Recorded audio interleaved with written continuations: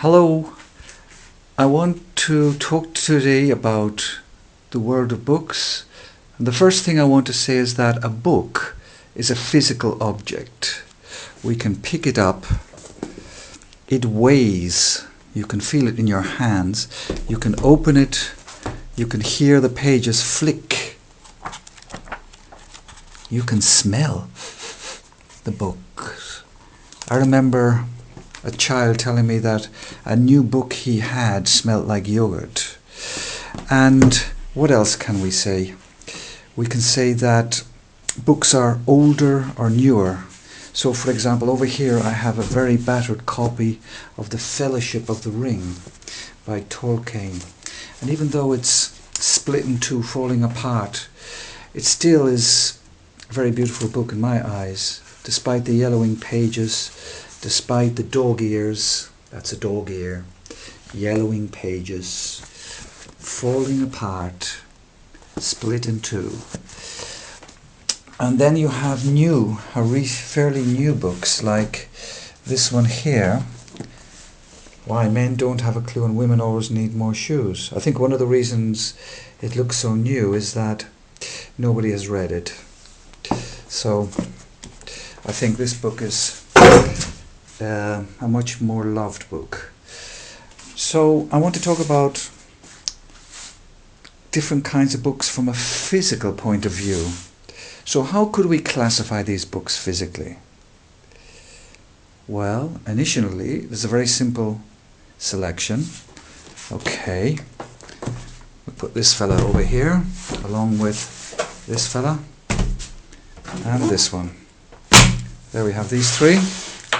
Okay, all together. What do they have in common? And put all the others up in a nice pile. Here they are. Put them all up here. Here they are. Okay, so we have two neat piles. Okay, what do you think might be the reason for this classification? Well, I guess it's obvious, isn't it? The books here on the left, right, have hard covers. You can slam them down. You hear that? That's a hard cover. A hardcover book. And let's try it again. That's a hardcover book, no doubt. You can hear them. So, but what about these ones over here? Well, if I pick one up, let's pick up this one here. Listen. You can use it as a fan, it's soft.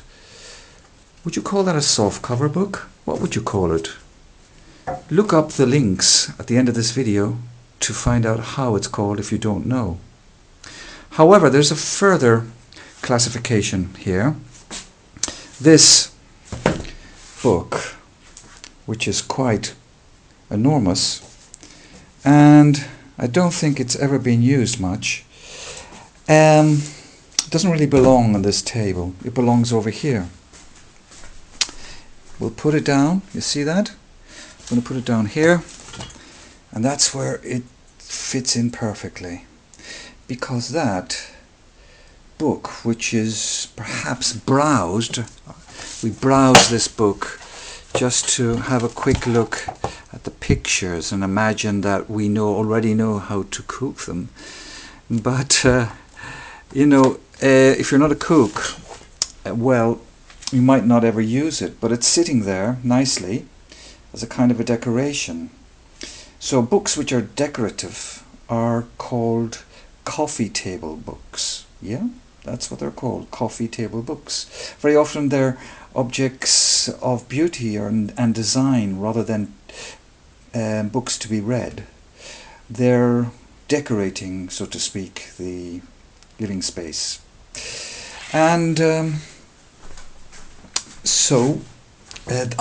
one other thing. You see this book here? Well, there's something missing from it. But what? Well, there should be something around it here. Something, you know, covering it, protecting it. But it's missing from this book because I guess it's been lost. Do you know the word for it? Look it up online and follow the instructions for posting the information you find. Okay then, nice speaking to you.